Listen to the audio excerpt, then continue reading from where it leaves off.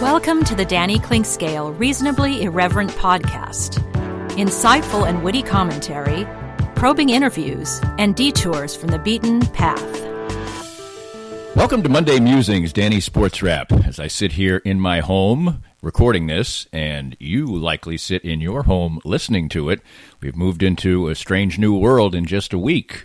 Last week, I talked about the fact that each Monday Musings, Danny SportsWrap, would probably include some interesting, different, and, well, not so sportsy takes, and that will certainly be the case today.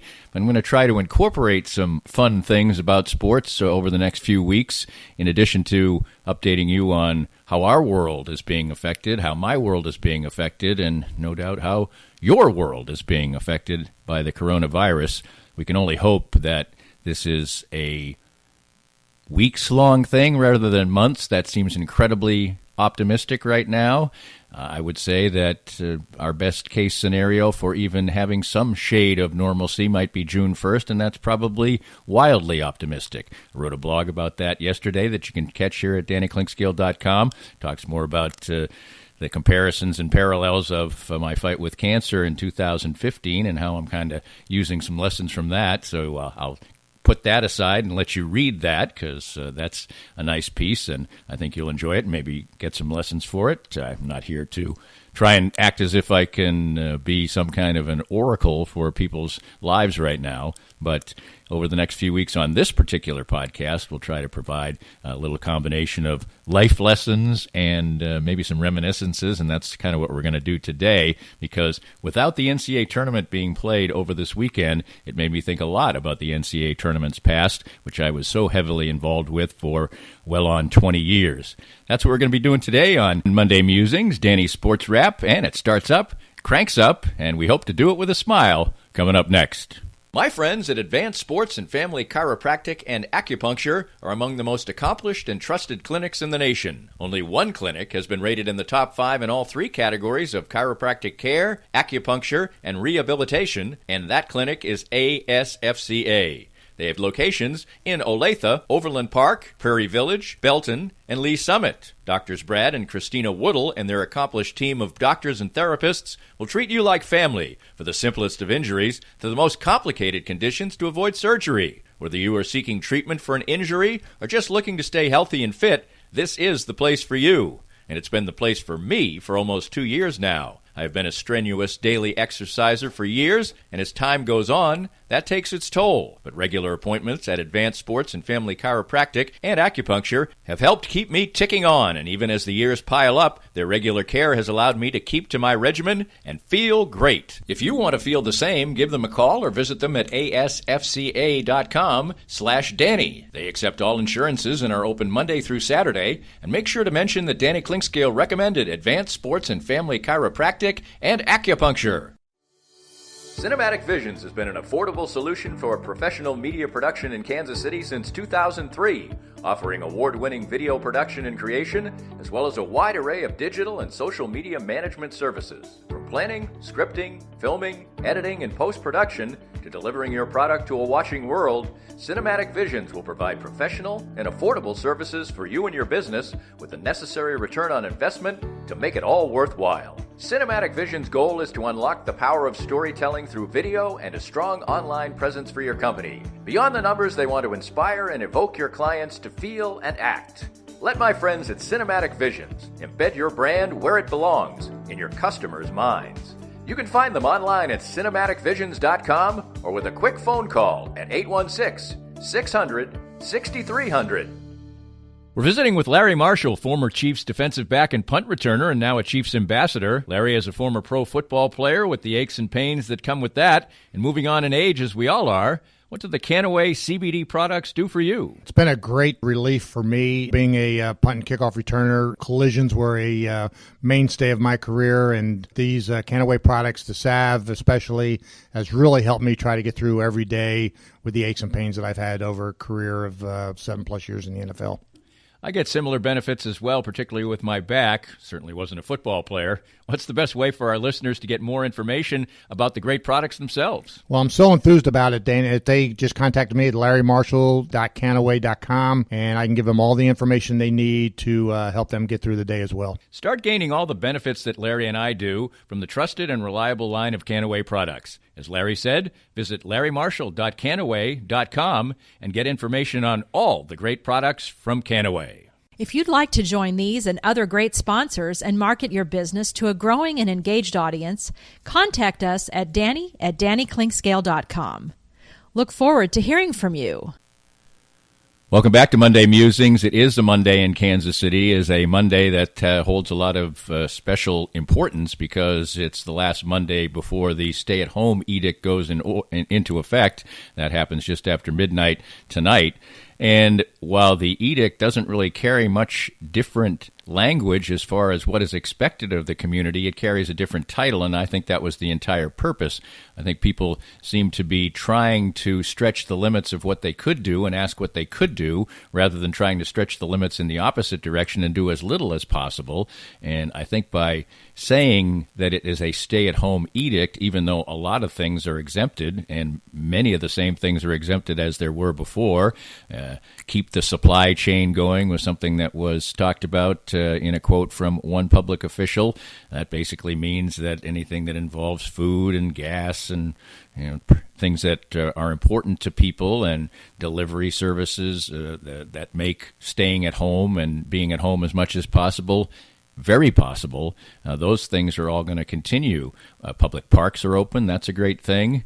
It seems as if there will be some golf courses that will be open. That puts a smile on my face, but also I wonder how it fits in with staying at home. Now, golf course does in many ways seem to be like a public park. It is quite easy to keep a good social distance in a golf course. Most golf courses now are allowing people to not pay extra to just have a cart for themselves and not two golfers in a cart. Golfers, I think, can very easily stay away. You can leave the flag in now by the rules, and even if that wasn't part of the rules, not touching the flag is something that can very easily be done. I think that may be a way that people get to provide a lot of relief. I feel like that over the next several weeks that my bicycle is going to get quite a bit of use as the weather improves, and I think that's an area of release for people. And if you are inside, hey, I could just recommend my own website as a place to go and visit. And, of course, I'm hardly the only podcaster and blogger in the world. Podcast Reach, just saw a report today that my wife sent me, always trying to encourage me, that podcast listening and podcast outreach is over 100 million now, and I think more and more people consume a lot of what they do with podcasts. So I thank you for that, not just in my case, but in every case. And I wasn't even that familiar with podcasts when I started doing one. I didn't consume many podcasts, but I was pointed in the right direction by many people to some things that are very, very enjoyable, and I hope to provide that as well. But I still think the message for people regarding the coronavirus is being lost on some. You go to the store, and even though you're keeping social distance, you can hear people talking. And there's still a feeling among many, and I think the smaller the community, the more outlying area you're talking about, the more people think that there is an overreaction. But until we see that things are turning in another direction, that we see the amount of cases dropping rather than increasing, I think people just by the numbers should see how serious it is. Now, I think that you can do some math in your head and provide some optimism. Worldwide, the cases are not even 1 million, and it's a huge planet, and the deaths are certainly every situation is a bad one. And not only can you die from coronavirus, you can get incredibly debilitatingly sick for quite a while and not have it be fatal, but have it certainly be life-changing for a while. And until we start to see that, until 1 week in Kansas there are 34 cases, and the next week in Kansas there are 12 cases, then people have every reason, every responsibility to be diligent in their behavior. I think that's the message that I think is most lost in this, is the fact that this isn't really just about you. I feel fine right now, but I could be a carrier. And so if I'm around other people and I may never even get the coronavirus or feel symptoms of the coronavirus, how many people have we seen so far who have actually tested positive for the coronavirus and said they have no symptoms? Now you see other famous people who have symptoms and have to self-quarantine, from Tom Hanks to U.S. Representative Sharice Davis in this area, and they do have symptoms. But many people do not, and those people, the more they're around other people, the more danger they carry. And I think that people have to look at this in a very non-selfish way, and that's a hard thing to do for any human being. I mean, you think about yourself first, and if you are going stir-crazy sitting in your house, you want to get out. One thing that I do now, well, first of all, my wife is far more vigilant, diligent, paranoid, whatever way you want to put it, about everything. She wants things wiped down constantly, and I have a spray can of Lysol in my car and things like that. But because of that, if there is any errand that needs to be done, I get to do it, per se. I want to do it because I do like to get out and keep my social distance. I'm very aware of that particular thing. If you're in line at the store, standing back and even jokingly saying to somebody else, hey, stay back. There's some of that going on, at least in my world. So I get to do that. But even if I don't do that, when I get to the end of a busy work day like today, when I create this podcast, I will just take a drive. And for me, it's very cathartic. And there's a lot of areas. I live in western Johnson County and northern Johnson County, northwestern Johnson County. I live in Shawnee, and within just a few minutes, there are some really pleasant drives out into the country, and it really is kind of relaxing. And I have satellite radio, and sometimes I'll listen to that, sometimes I won't. And it's sort of a microcosm of taking a big road trip, and that can create just a nice release and a little bit of fun. And as I said, as the weather gets better, I'll be hopping on my bicycle, I'm sure, and you can cover a lot of ground and take a lot of time and have a lot of free thoughts in your head. I've never been somebody, whether I exercise by running or do what I do now, which is mostly elliptical training in the little gym we have in our basement, and weights and things like that. I've never worn headphones or never done anything else. I've used it as a time of release. Now, more often than not now, I have a television in my little workout area, so I tend to watch that. But when I ride my bicycle or when I ran, I never used headphones. So it was a time to let your thoughts process and have some fun in that regard. But for many people, I'm sure, well, for all of us, it's incredibly frustrating. Only the last couple of days have I started to get into even watching old highlight shows. Last night I watched top goals of 2010-11 from the Premier League. I didn't watch the Premier League back then, so seeing guys in different style uniforms and different players and things like that was kind of fun to consume. I have a couple of games racked up, but because I wasn't as intense a soccer fan and things like that, you're not as familiar with the scores, so you can do that. That's why that sport works a little better for me. I do have a very difficult time watching old golf tournaments that I know the results of. My goodness, they've shown the Valspar Championship from last year, in 2018 in particular, because Tiger Woods played in that over and over and over again. The Valspar Championship would have been played this past weekend, so that's the hook there. But instead of showing the 2019 Valspar, which they have done, but not nearly as much as the 18, because Tiger Woods was in contention in that one. And so watching old golf tournaments is difficult for me. Haven't started watching baseball games yet. I know a lot of Kansas fans consumed the national championship game when it was shown yesterday morning, and there was a lot of fun to be had with Bill Self and teammates and things like that tweeting during the course of that rebroadcast. And we're going to talk a lot about NCAA tournament history in our next segment.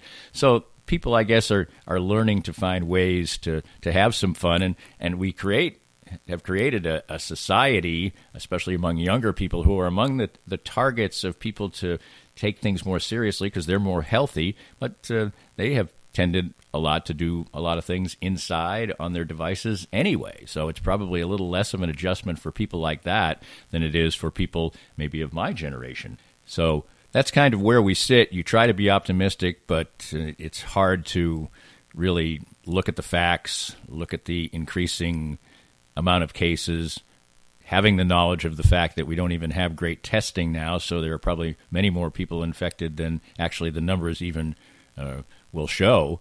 One thing I do every couple of days is actually Google good news about coronavirus, and sometimes a story will pop up with a list of things that are good news bits, like China now reporting that they have few or no cases. Of course, that's a government that certainly restricts information drastically, and they don't want to be known as the coronavirus capital of the world. So there is some dubious nature to some of these reports, but you're just kind of grasping at straws a lot of times for positives, and I'll only do that to a certain extent. I want to be realistic. I want to be diligent. I want to be vigilant. I'm using both of those words a lot these days, and I've certainly got a spouse who helps me out in that regard. But a podcast is about entertainment, too, and my website is an entertainment website. And up next, I'm going to give you a little trip down memory lane from NCAA tournaments. I've covered the NCAA tournament, basically every single tournament game that Kansas played for 20 years, excepting 2015 when I had cancer, and you can read about that in the blog. So after the break, let's go through some good, some bad, some ugly, some fun from my memories of NCAA tournaments past, and maybe you'll enjoy that a little bit. And if you're a Kansas fan, there's a lot of good. And if you're not a Kansas fan, obviously almost every NCAA tournament for every team ends in a loss or ends in disappointment. Now, if you make a Final Four and you lose, there's a little less pain there, but for instance, only 3 Final Fours in Bill Self's tenure and 5 Final Fours in the span where I've been covering the NCAA tournament. So a lot of fun memories for me to look back on. It's certainly tournament time, and I couldn't have done it this year, but I wouldn't have been covering directly in person the NCAA tournament. But I had my share, that's for sure, so I can't feel neglected or left out. And, of course, now everybody was neglected and left out. NCAA tournament stuff coming up next on Monday Musings, Danny's Sports Wrap, right here and right now. More of Danny's Reasonably Irreverent podcast after this. We're here with Joe Spiker, the president of Easton Roofing. And Joe, you worked for other companies in the construction industry. What inspired you to start your own company in Easton Roofing? Well, you know, Danny, when you are working for somebody else, you oftentimes don't get to see the project through from beginning to end, and you don't get the final control over the customer experience. And I wanted to build a place where people can come and get work done on their house and not have to worry about being treated the wrong way, and get a good customer service experience start to finish. The company slogan is "Where Integrity Matters." Why is that so particularly important to you? Well, for us, what that means is treating each other with respect at work, treating our clients with respect, and making the right choice, especially when no one's looking. So when you're presented all the time as a contractor with choices that have to be made, are you going to make more money on this if you cut a corner? And we just wanted to make a place and a slogan that said to our people and to whoever is our customer, we're not going to do that. We're going to make the right choice regardless of profit. Easton Roofing, where integrity matters. Are you thinking of starting a new business? Does your current business feel stuck? Or are you just trying to grow what you already have? Running a business is a lot of work, and it takes the right team to make it all happen. If you're looking to grow your business, call my friends Ben and Greg over at Fuego Consulting. They put together a company that can help you reach your business goals. Whether you're looking to get online, build a social media strategy, or rebrand your business, they can help. Call Fuego at 816-663-9695 or visit them online at fuegoconsulting.com. Fuego Consulting. Let's grow your business together.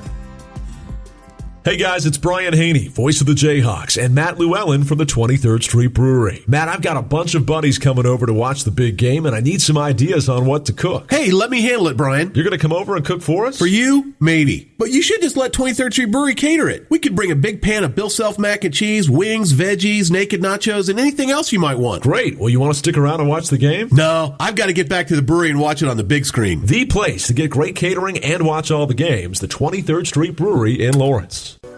For many people, a family law case will be one of the most difficult experiences in their life. The law firm of Kenneth McRae will help you through it.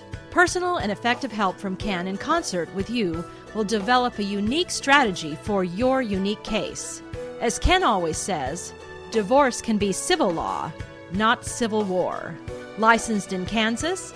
Visit McCraeLawOffice.com or call 913-972-4765. If you'd like to join these and other great sponsors and market your business to a growing and engaged audience, contact us at Danny@DannyKlinkscale.com. Look forward to hearing from you. Welcome back to Monday Musings, and let's take a little trip down memory lane. I basically started covering the NCAA Tournament in the late 90s. I was there in Oklahoma City when Bryce Drew actually made his famous shot, which was on the same day that Kansas lost to Arizona, a loss that was especially galling for Kansas fans because they had one of the greatest teams of all time. Arizona was only a 4 seed, I believe, that year. I had covered the tournament the previous couple of years to that, and Arizona had lost in the early rounds. I don't know if I covered it 2 years before that, but I did the year before. I was at the site where Arizona lost.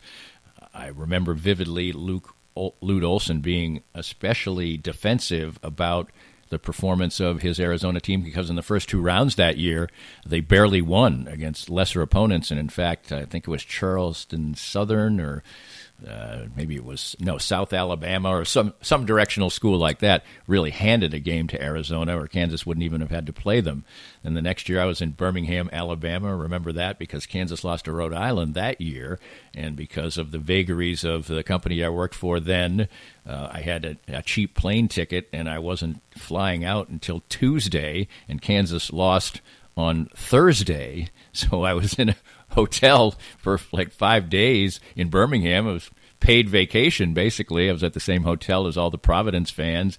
It was kind of fun watching Catholic girls get sunburnt to death in Birmingham, Alabama on their version of spring break when Kansas lost that one. And then, of course, there were great success stories that ticked off as Roy Williams' tenure was coming towards an end. The 2001-2002 team obviously reached the national semifinals and would lose to Maryland, a game that they got off to a great start in. And that tournament featured the first-round game where Kirk Heinrich got hurt. That game was in the Edward Jones Dome in St. Louis, and Kansas was down at the half, and the Kansas fans were in a full-blown panic, that's for sure. And the game would be close throughout, even though Kansas ended up winning by 11 points. And then they went on to win against Stanford and Illinois and Oregon. And that regional is a great memory for me because it was held in Madison, Wisconsin. And I just had a tremendous week. Again, it was a Thursday, Saturday setup, and I was there basically a whole week. I went to the offices of The Onion, the satirical newspaper. That was a lot of fun.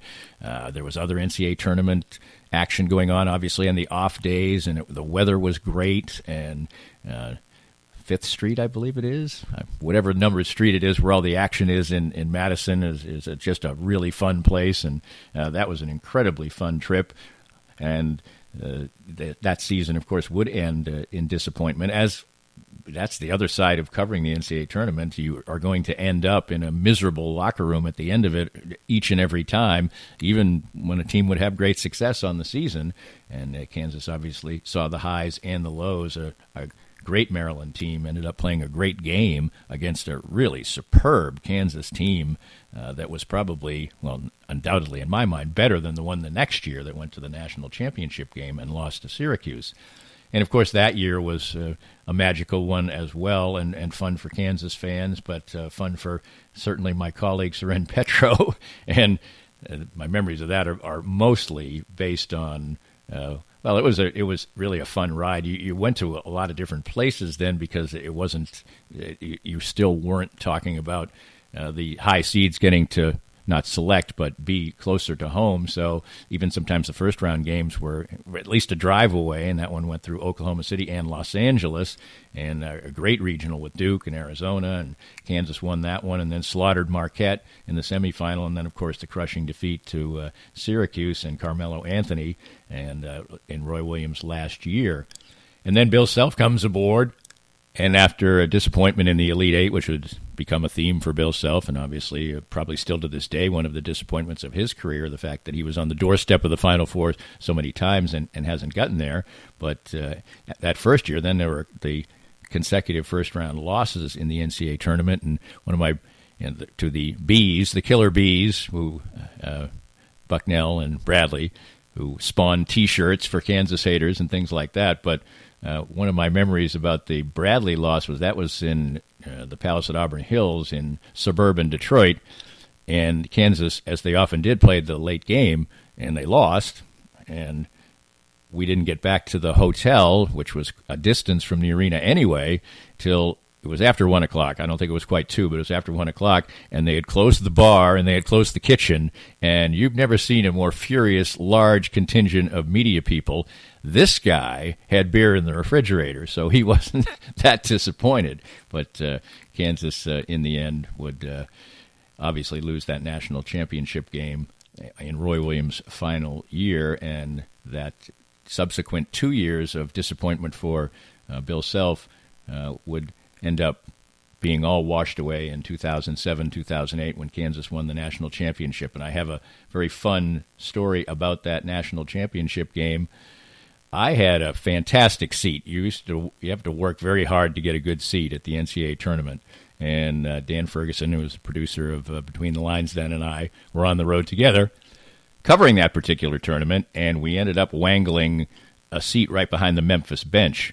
Now, that was a great seat for much of the game. You got to hear the Memphis coaches and players, and generally during the game, the players are sitting down, so it's okay. Well, my personal memory of viewing Mario Chalmers' shot was seeing the ball in the air and then watching for the reaction of the fans, because as the play developed, all of the Memphis players stood up, and they are very tall, and it was hard to see absolutely anything. But I still obviously would see the shot subsequently a million times. But even being in person, I really didn't see Mario Chalmers make the big shot that would lead to the overtime win. I just saw a ball arcing in the air for about half of its trajectory to the basket, and then saw obviously the Kansas fans go wild and Kansas dominate the overtime in coming back from that 9-point deficit with 2:12 to go to win that championship. Of course, just a couple of years after Kansas's national championship came the infamous Northern Iowa game, of course infamous to Kansas fans, joyous to many others in the area, and the name that nobody ever would be able to name or remember or pronounce if it wasn't so iconic in the upset history of Kansas, and that's Ali Faroukmanesh. And I have a front and center story for that one. I was there for that particular game in Oklahoma City, which obviously was no friend of Kansas through the years, as we've already talked about. And I was sitting courtside right next to the Northern Iowa announcers. And Northern Iowa had played UMKC on multiple occasions the previous few years, and I was doing the games for UMKC. And the lead announcer, did a segment with the opposing announcer. I think it was the opposite mic or something like that. The announcer, who I hope doesn't hear this, was a nice man, but he had a kind of a small-town cheesy nature to him. He had a little pencil-line mustache and clearly did a lot of sales in the community for the radio station, and he had a lot of shtick to his basketball announcing. And one of his keynote phrases, well, actually his phrase that he used all the time for a three-point basket was kaboom. And he got to use it that day, that's for sure, because right in front of me, I mean literally no more than 12 feet in front of me, was Ali Faroukmanesh when he launched the three-pointer on the fast break that some people call gutsy. Yes, I would say it was gutsy because he could have pulled the ball out with his team leading by just one, but he hit it, basically clinched the game, and I heard ringing out in my left ear from the announcer, kaboom! And you know what? I think the kaboom call is a kind of cheesy, but in that particular case, go right at it, buddy. Say kaboom all you want. And that was a vivid memory for me. That was about as up close and personal for a moment in Kansas basketball history that fans would like to forget as I would ever get. No blocking of the view there. Actually, it was a thin press row because this game wasn't expected, obviously, to maybe be competitive. And I had a great seat for that and a front row seat for the big moment for Mr. Ali. The next Final Four for Kansas would come in 2012, and it was an unexpected one, to say the least, a defensive-oriented team that would lose to Kentucky in the finals of the national tournament, and Kansas beat a lot of good teams along the way, Purdue and North Carolina, Ohio State, in tight, close games and comebacks, and I think they trailed at halftime in the last three of those wins, or last three or four.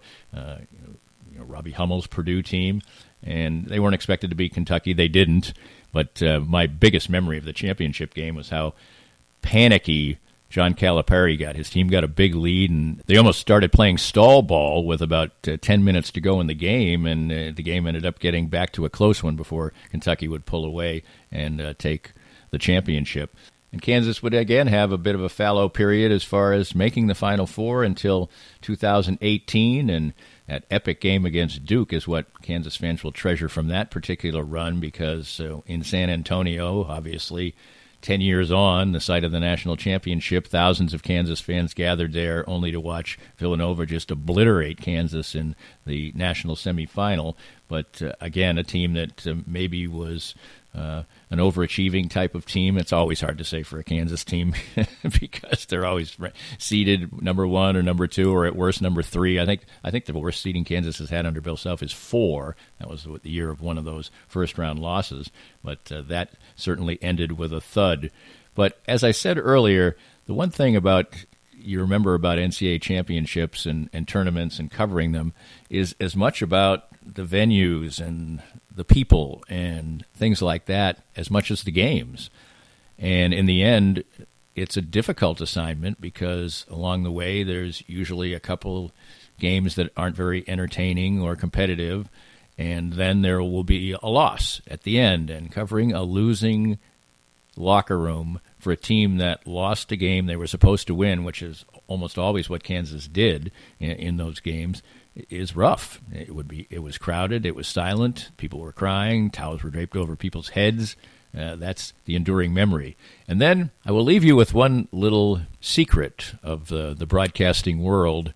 When you cover the NCAA championships at the Final Four, and I went to every Final Four, and Westwood One does such a fantastic job of that. The Radio Row is one of the greatest assignments you can have. The coaches are available, brought to you. Basketball coaches are very, very entertaining to talk to. There are players from the past, players from my generation of my youth. Fantastic talking to people like that you watch play and were kind of heroes or people you looked up to a lot. And so that couldn't have been better. But unless your team was the team you were covering directly, Kansas, was in the Final Four, which is only 5 of about 20 years I did this, you got very poor seats for the national championship rounds, the semifinals and the finals. You could get creative, but over time it became less and less and less easy to sort of get yourself courtside. For a while, I was pretty expert at doing it, but the amount of seats ended up getting less and less. It just became very, very hard. And by the last few years, usually where you would have to sit to watch the game was the football press box, and it was a terrible seat. Terrible. Incredibly bad.